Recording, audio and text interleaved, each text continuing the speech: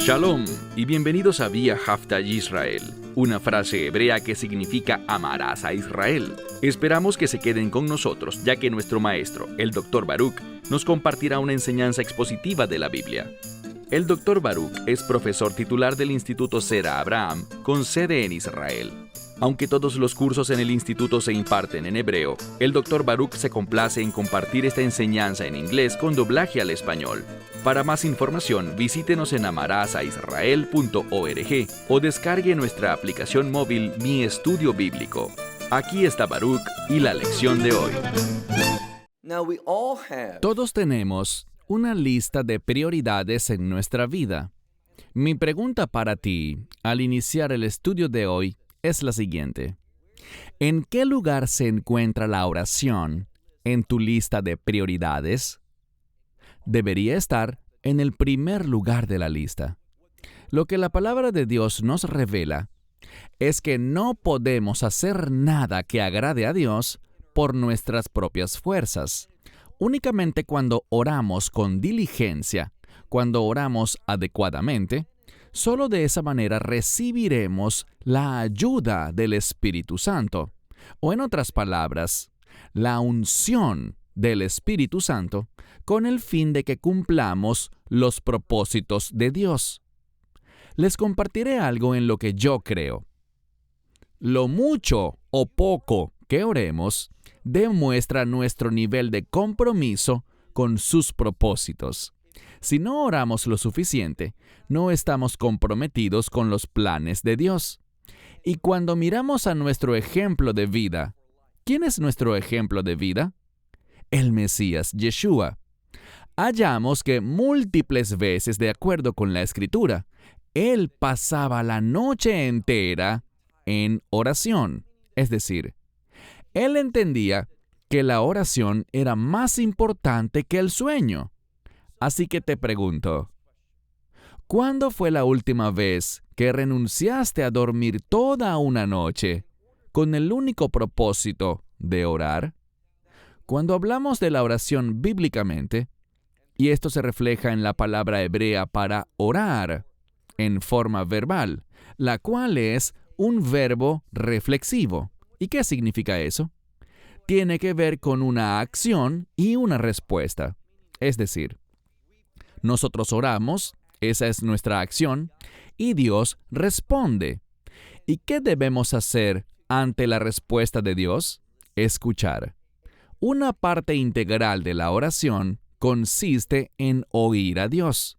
No piensen que la oración es simplemente hacer que tus peticiones y súplicas sean conocidas por Dios. Esa es una parte, ciertamente, pero otro aspecto, y yo afirmaría que el aspecto más importante, es esperar con paciencia la respuesta de Dios. Que podamos escuchar su voz con el fin de tener discernimiento y entender cómo aplicar su poder para sus propósitos y para su gloria. Toma tu Biblia y ve conmigo al libro de Lucas, capítulo 11. Libro de Lucas, capítulo 11. Vamos a ver que los pasajes que leeremos en este estudio y los pasajes que analizaremos en las próximas semanas, muchos de ellos están relacionados con la oración, con el fin de que tengamos la perspectiva adecuada de la oración y que entendamos los propósitos de la oración. La oración siempre busca que la voluntad de Dios se manifieste en la vida de una persona. Así que, ve conmigo al Evangelio de Lucas, capítulo 11, versículo 1, que dice: Aconteció que cuando él estaba en cierto lugar, lo que esto nos dice es lo siguiente. En este pasaje se muestra que el Mesías tenía un lugar definido para orar. Y de nuevo, eso demuestra cuán prioritaria era la oración para él, tanto que tenía un lugar fijo al cual iba a orar. Y vemos además en este primer verso que él estaba en un lugar particular orando, y cuando terminó, vemos aquí que cierto discípulo suyo le habló y ¿qué le dijo? Señor. He compartido con ustedes muchas veces que siempre es importante detallar cómo el texto se refiere al Señor, ya sea Maestro, ya sea Salvador, si es llamado Mesías o, en este caso, Señor. Y creo que esta es una clave hermenéutica muy importante. ¿Qué quiero decir con eso? Una clave hermenéutica es un recurso que nos ayuda a utilizar la metodología correcta para llegar a la verdad bíblica, a una interpretación adecuada. Cuando oramos, debemos siempre acercarnos a Él reconociendo que Él es el Señor, es decir, el Señor sobre todas las cosas. Y por cierto, eso incluye también tu vida. Si tú quieres oír a Dios, si quieres recibir algo de Él, su provisión, debes considerarlo a Él como el Señor de tu vida, no solamente como tu Salvador, gracias Dios porque me has salvado, sino que también, Dios, como tú me has salvado, yo reconozco que eres mi autoridad. De eso se trata la adoración, de reconocer su autoridad sobre nuestra vida. Eso es algo fenomenal. Eso trae beneficios maravillosos. Produce resultados de justicia. Ten siempre presente, ¿cómo estoy conduciéndome ante otros? Es decir, ¿cómo está siendo mi vida un testimonio para los demás de que yo vivo bajo la autoridad de Dios, que Él es la prioridad en mi vida? Y que todo lo que Él me ordene, en todo lo que sean sus propósitos, es en lo que me quiero enfocar. Y esa es la petición principal en mi lista de oración. Una persona sabia al orar pedirá por los propósitos de Dios, en primer lugar, para poder saber cuáles son, y segundo, para recibir los recursos, la provisión de Dios, con el fin de cumplir esos propósitos de una forma que dé testimonio a los demás y que testifique ante Dios mismo que somos sus siervos. No hay nada mejor que ser reconocidos por Él como siervos fieles. Entonces, el Mesías estaba orando y al terminar de orar, leemos que un discípulo suyo le habló y ¿qué le dijo? Señor, enséñanos. Este discípulo está representando no solo a sí mismo, sino a otros discípulos. En un sentido, podríamos entender esto como una referencia a los otros 11 discípulos, pero podemos llevarlo más allá y comprender que este es un pasaje de la Escritura que le brinda enseñanza a todos sus siervos, a todos sus discípulos, no solo a quienes convivían con Él hace 2000 años, sino también a ti y a mí, hoy en día, 2000 años después, pues también somos sus discípulos, y deberíamos igualmente desear saber cómo orar, y que Él nos enseñe a cómo orar. Así que, este discípulo en particular le dice, Señor, enséñanos a orar, tal como también Juan. Y aquí hay algo importante. Juan es mencionado en este pasaje. Y obviamente estamos hablando de Juan el Bautista. Juan el Bautista tuvo un llamado en su vida. Él vino a este mundo y la Escritura nos dice que él vino en el espíritu de Elías. Eso del espíritu de Elías tiene un par de implicaciones, una de las cuales es que el espíritu de Elías producirá unidad dentro del pueblo de Dios y específicamente entre generaciones. ¿Qué sabemos? La Biblia habla de que Elías en los últimos días volverá los corazones de los hijos a sus padres y los corazones de los padres a sus hijos. Habrá unidad en propósito y unidad en pensamiento. Y ese pensamiento se relacionará, porque el contexto así lo exige, en el libro de Malaquías, y el contexto es el reino de Dios. Y Elías, ese espíritu de Elías, es el espíritu de preparación para el reino. Y eso involucra entender el reino y vivir una vida que demuestre testimonio, oye bien, de un compromiso de reino. Te pregunto algo. Cuando la gente observa tu vida, ¿verán ellos a un individuo que está comprometido con el reino de Dios? Porque las cosas de este mundo, obviamente, todos sabemos que tenemos necesidades en este mundo, pero ellas son secundarias. La prioridad de tu vida y la mía debe ser la obra del reino, y que anhelemos vivir y manifestar a otros el carácter de ese reino.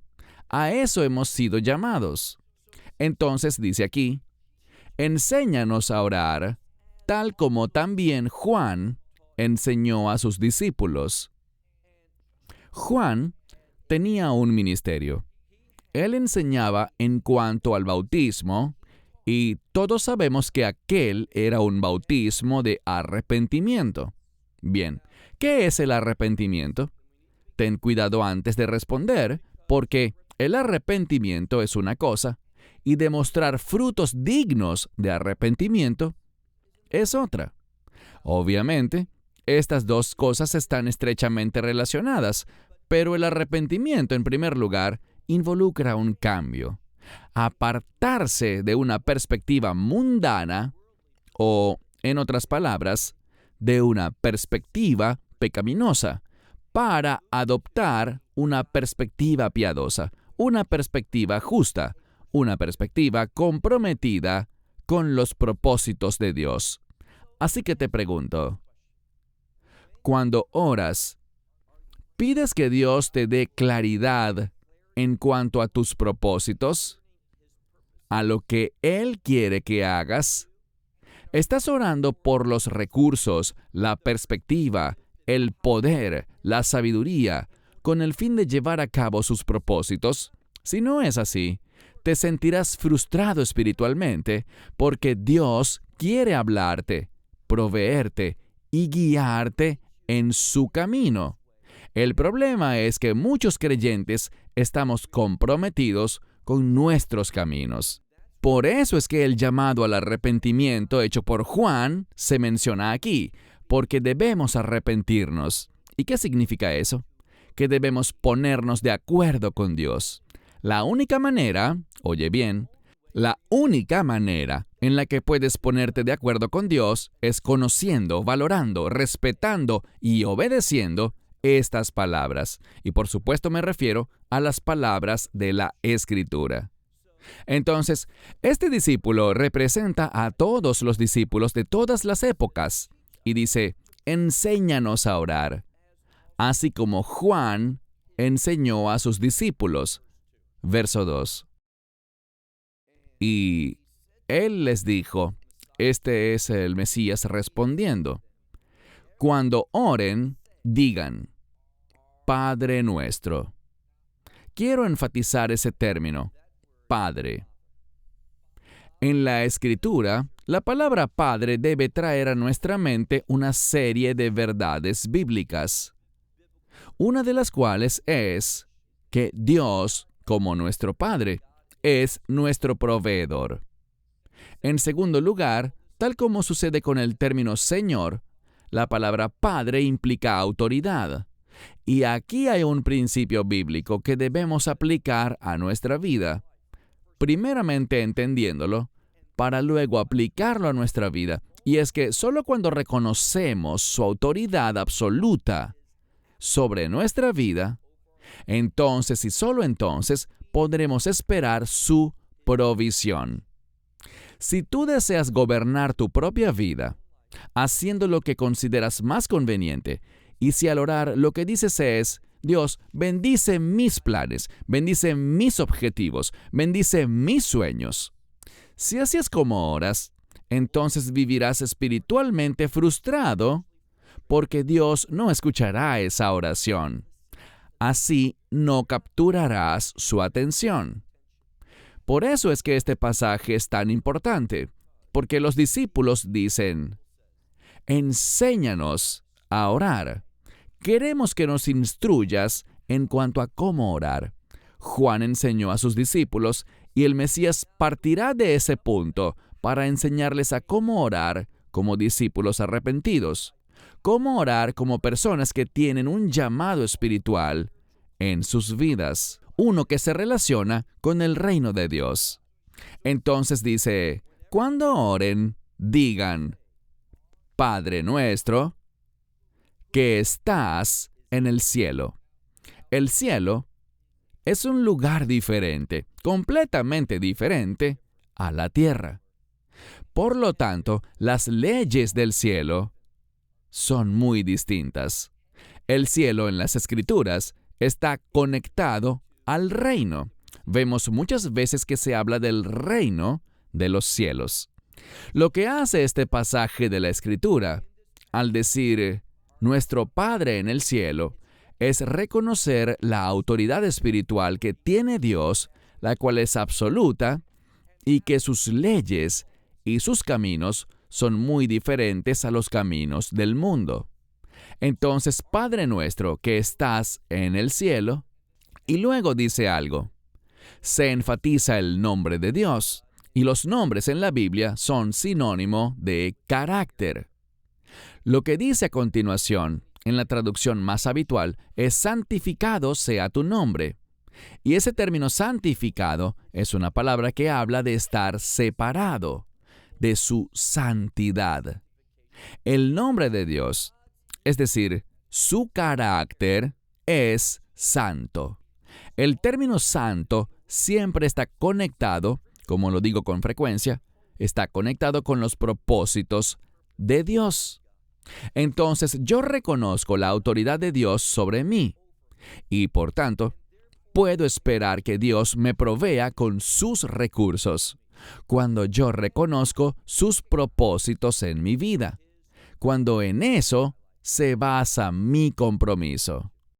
Verán, cuando Pablo habla de una batalla espiritual, por ejemplo, en Romanos 7, cuando dice, lo que quiero hacer no hago, y lo que no quiero hacer eso hago, refleja la batalla espiritual en la que todos estamos.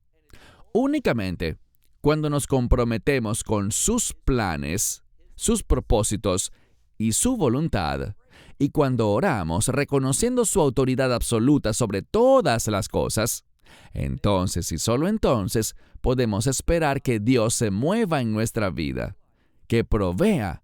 Él proveerá los recursos, los medios y también algo crucial, también la perspectiva para que tengamos la visión y el discernimiento para actuar, utilizando lo que Él ha provisto, con el fin de que su voluntad se cumpla. Siguiendo con la lectura, tenemos, Santo es tu nombre. Cuando vemos, por ejemplo, en Apocalipsis capítulos 2 y 3, en los 7 mensajes para las 7 congregaciones de Asia Menor, hay un énfasis en el arrepentimiento, en un cambio de dirección y en desarrollar nuestras vidas para que su carácter sea nuestro carácter. Y vemos eso en esta oración. Dice, venga tu reino. Es decir, que tenemos un intenso deseo por el reino de Dios. Te pregunto, ¿eso realmente te describe? ¿De verdad deseas el reino de Dios? ¿Y será que tus finanzas y tus demás recursos, como por ejemplo el tiempo, tu manejo de todo eso, refleja un compromiso con el reino de Dios? Él nos está enseñando a orar y a que debemos tener un compromiso con el reino. Por esto dice, venga tu reino. Y noten, Si estamos comprometidos con su reino y anhelamos ese reino, la oración continúa diciendo, y sea hecha tu voluntad. Un carácter de reino siempre está comprometido con la voluntad de Dios. Y de nuevo, la lucha, y todos luchamos con esto, la lucha espiritual que con frecuencia enfrentamos al orar es esta, que no oramos para conocer los propósitos de Dios o para cumplir sus propósitos, sino que siempre oramos buscando satisfacer nuestros deseos, no su voluntad, sino lo que nosotros queremos. Y nuestras oraciones se resumen en: Dios, bendice lo que yo quiero. A Dios no le interesa bendecir lo que tú quieres, a menos de que haya un acuerdo entre tú y Él. Es decir, que tú te hayas comprometido con sus planes y sus propósitos.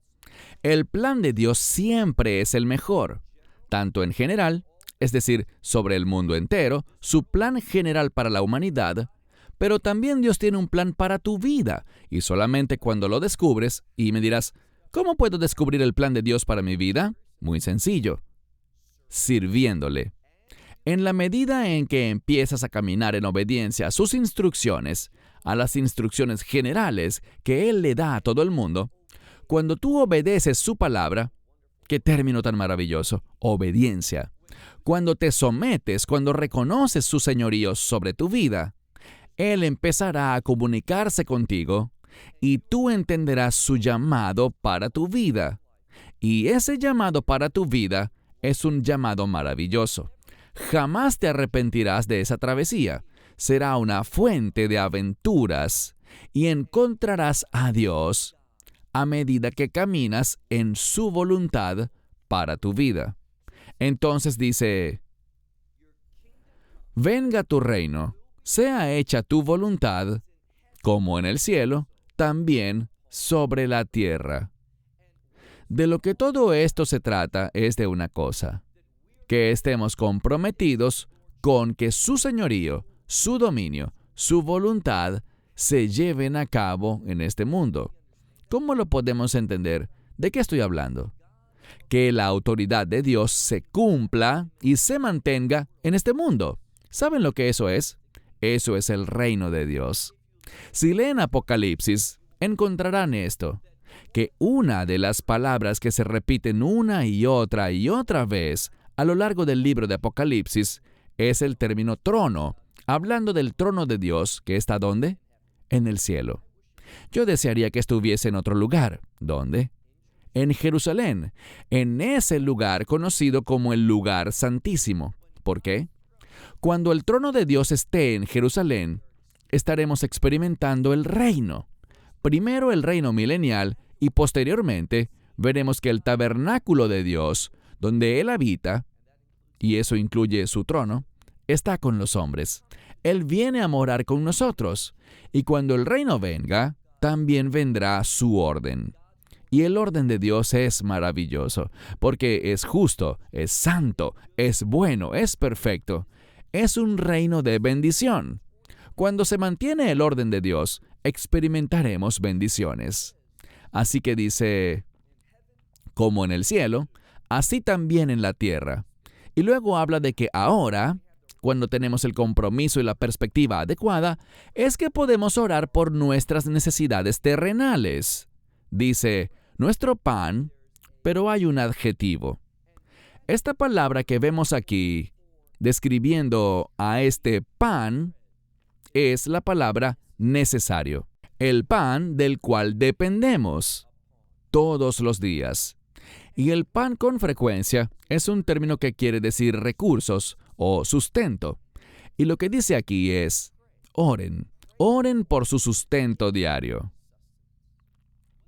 Lo que necesitan, no dice lo que desean, ni lo que les gustaría tener, o lo que piensan que deberían tener, sino que dice que oremos, ¿por qué? Por nuestro sustento diario. Entonces tenemos un término que significa algo esencial, algo imprescindible. Oren por eso cada día. Pasemos ahora al último verso, el verso 4. Del mismo modo que nuestras necesidades físicas deben ser suplidas, hablando de ese pan, de lo esencial, ¿saben también qué es esencial? Y esto quizás sea algo difícil para muchos de ustedes, y me refiero al perdón, a perdonar a otros. Esto forma parte de una oración efectiva. Dice el último verso, verso 4, y perdona nuestros pecados. Hasta que no reconozcas tu pecado, que has violado los estándares de Dios, no esperes que nada espiritualmente significativo ocurra en tu vida. Dice, perdona nuestros pecados. Pero, si quieres que Él te perdone, nota lo que dice. Como también nosotros perdonamos a todos, una palabra importante, a todos los que están en deuda con nosotros, es decir, que han transgredido, que han pecado contra nosotros. Nosotros debemos perdonarles a ellos por completo. Y de nuevo, carecer de ese espíritu perdonador es algo extremadamente peligroso en lo espiritual. Seamos rápidos para perdonar, porque queremos que Dios también nos perdone rápidamente. Y luego dice, no nos metas en tentación. Bien, Dios no es tentado y Él no tienta a nadie. El significado de este pasaje es el siguiente. Dios, no nos dejes caer en tentaciones. ¿Por qué? Porque somos débiles. No queremos ser expuestos a situaciones seductoras. Así que la oración lo que dice es, Dios, manténnos alejados de todo aquello que nos tienta. Y, dice, en cambio, esto es lo que queremos. Líbranos, y me encanta esto, líbranos del mal. ¿Qué es el mal? El mal es todo aquello que no es la voluntad de Dios. Y queremos ser libres de todo ello. ¿Qué significa eso? Dios, estoy comprometido con tu voluntad y no quiero que nada me seduzca, que nada me aleje de tus planes y propósitos. Si quieres orar efectivamente, entiende esto.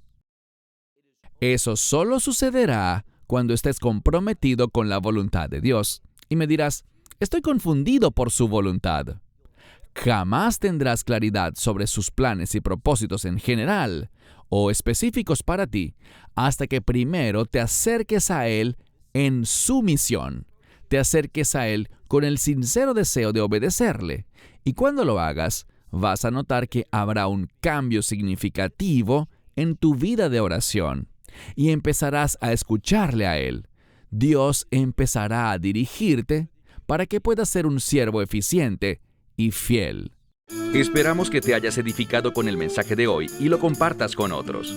Te invitamos a seguir nuestros estudios cada semana por este canal y por el portal de YouTube de Amarás a Israel. También puedes descargar nuestra aplicación móvil gratuita, Mi Estudio Bíblico. Finalmente, para obtener más información sobre nosotros, visita nuestra web amarasaisrael.org, donde encontrarás otras conferencias de Baruch en audio, video y texto. Hasta el próximo programa. Que el Señor te bendiga en Yeshua HaMashiach, Jesús el Mesías, mientras caminas con Él. Shalom desde Israel.